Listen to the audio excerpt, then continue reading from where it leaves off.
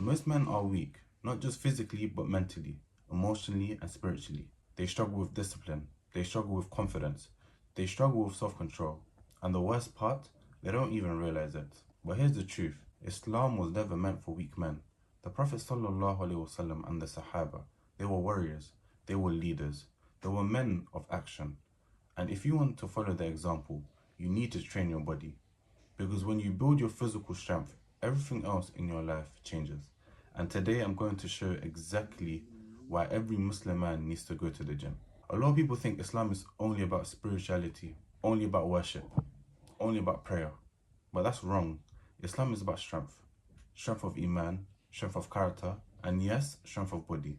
The Prophet ﷺ said, "The strong believer is better and more beloved to Allah than the weak believer, though there is good in both."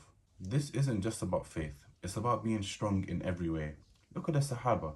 They weren't just scholars, they weren't just worshippers, they were fighters, they were warriors, they were physically powerful men.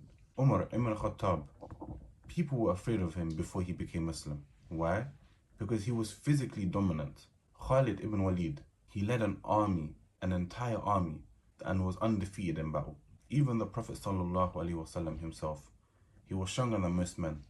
He wrestled, he trained, he fought in battle. This is our legacy as Muslim men. And today, most of us are physically weak. We sit all day, we eat unhealthy, we make excuses, we wonder why we feel lazy, why we lack confidence, why we struggle to be disciplined. The truth is simple: weak body, weak mind. If you don't train your body, you're making yourself weaker in every way. And that's exactly what the shaitan wants. Most people think going to the gym, it's all about looking good, but that's wrong. The gym is about discipline, and discipline is one of the most important traits in Islam. The Prophet ﷺ and the Sahaba, they woke up for Fajr every morning. They fasted hours without food or water. They went to battle when they're outnumbered. How? Because they had discipline. And discipline doesn't just come from watching motivational videos. It doesn't come from making dua and waiting. It comes from forcing yourself to do the hard things. And the gym? Well, the gym is the best way to do that. When you push yourself under heavy weight, your muscles are burning. When your mind is telling you to stop, but you keep on going anyways. That's where real growth happens. Because now you're not just building muscle, you're actually building mental toughness. And when you build mental toughness, you stop making excuses in other areas of your life. You stop hitting snooze for Fajr. You stop procrastinating on your work. You stop running from challenges. Because now you've trained yourself to push through difficulty. And that's what makes you a stronger Muslim. Most men today struggle with confidence. They struggle with respect. They struggle to lead their families. Why?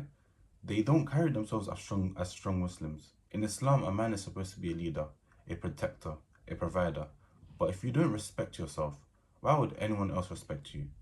You know, the gym actually changes that. When you train, you stand taller, you move differently, you speak with more confidence. People notice you. Because strength isn't just physical, it's in your presence, your energy, the way you carry yourself. Look at the Sahaba. They walked with power, they spoke with authority, they commanded respect. Not just because of their Iman, but because they were strong men. If you want to be respected as a Muslim man, if you want to lead your family with confidence, if you want to protect the people you love, you need to be physically strong. Because the weak man can't protect anyone. Here's something most people don't realize. Your body affects your ibadah. And if you're weak and unhealthy, you struggle to stand in salah. You feel tired when fasting. You don't have energy for dhikr. And when you're physically strong, your worship becomes easier. You can stand longer in qiyam. You can fast without exhaustion. You have more energy for ibadah. That's why the Prophet ﷺ was physically fit. Because a strong body supports a strong soul.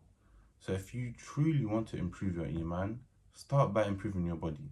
Because when your body is strong, your worship becomes effortless. Look, the truth is every single man needs to go to the gym. Not to look good, but there's nothing wrong to go there to look good. But not for your ego, but because strength is part of Islam. The Sahaba was strong. The Prophet ﷺ was strong. And if you want to follow the example, you need to train your body. Because when you become physically strong, you become mentally strong. You become more disciplined. You become a leader. You become a better Muslim. So the only question is, are you going to stay weak? Or are you going to become a stronger Muslim for the sake of Allah.